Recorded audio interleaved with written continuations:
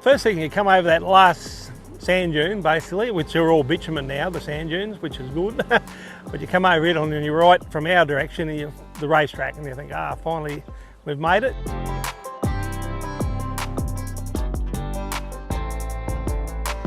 Then you've got another 2 k's to the Diamantina River, which is halfway to town, and that's where we camp along the river. All the horse trainers and that camp along there. And then basically you just drive into town on the right and left of the road. The last 2 k's in is just, that's where the campers just fill up. All the caravans, they camp under trees, they camp along the river, but it just fills up basically. And then you're basically in town, and it takes you 2 seconds to do a lap of the town. It's not big, and then the airport gets busier and busier, and it's just, it's a sight to see.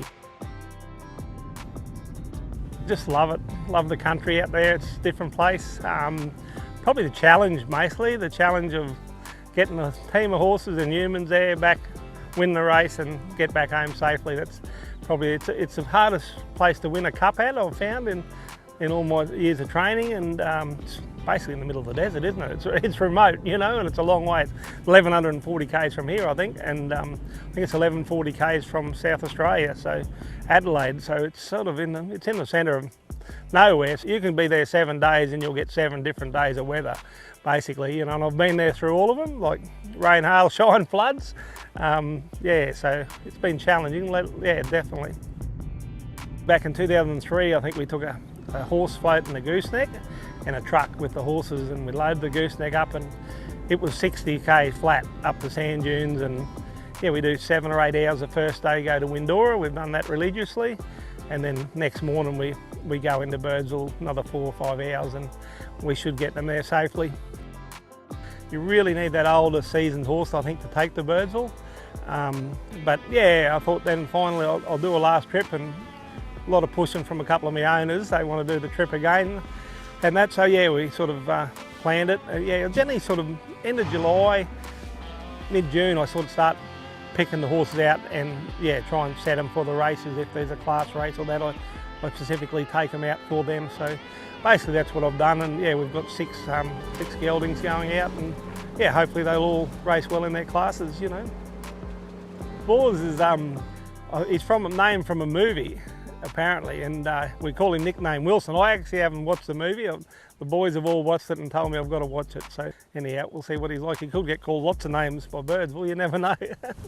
He stays, he runs a mile, which is what you want, and he's by Fastnet Rock, and Fast Fella was one of my horses by the same horse that won a cup. So I thought they're generally good dirt horses, and we give him a run here the other day. He ran 3rd over the mile on the sand. He knocked up a bit, but just hopefully he gets a run and improves. I think he'll race okay. That was pretty special. Dance Floor Prodigy won. He was a good horse. We bought him from Melbourne, and Gary Gearan rode him, and Gary's a well-known bush jockey. He's a champion bloke, and his ride probably won him the race. We got him in with a light weight, and he got better as I got to know him, and he's a great old horse, Dance Floor Prodigy. He ended up winning the Roma Cup, and the Birdsville Cup. That was a pretty good feeling. Bloody hard race to win. Really, it's really hard. I haven't had a lot of runners in it, to be honest, but to win it the first time with him was pretty satisfying. Took me everywhere, Harvey Ladd, all over the state and through good races, and he won there. He won a Class 6. Tony Lane, my brother-in-law, he rode him most of the time, and and then eventually he won the Doomben Listed Stakes on 2 occasions. And nowadays it's just a lot harder to get a horse to go through those classes, I find. Probably just a competition of those interstate stables makes it extremely hard, you know, to take that horse there. But they come along, but there's only one Harvey Ladd, and he was a very good horse. Well, Sandy's been my partner nearly 14 years, 14 years. We've took her to 2012, the Birdsville Cup. She came the first time, and she hadn't had the best of health. I broke her back. She tells everyone I broke it, but look, seriously, I didn't. But she's got to keep me going, and I think that's why I've kept going so long. But hard times there for a bit, but together we pulled through, and he's a real decent guy, Like, I don't know, I'd probably be lost without him.